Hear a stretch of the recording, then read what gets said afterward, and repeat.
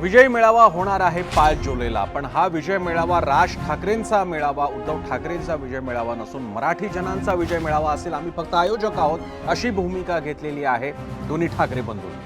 आणि त्यामुळे एकीकडे जी.आर. रद्द झाल्यानंतर मोर्चा रद्द होईल असं वाटत असतानाच या वातावरणाला अधिक पुढे घेऊन जाण्यासाठी ठाकरेंनी हा विजय मेळावा आयोजित केलेला आहे, ज्याला आतापासूनच वातावरण निर्मिती तयार झालेली आहे.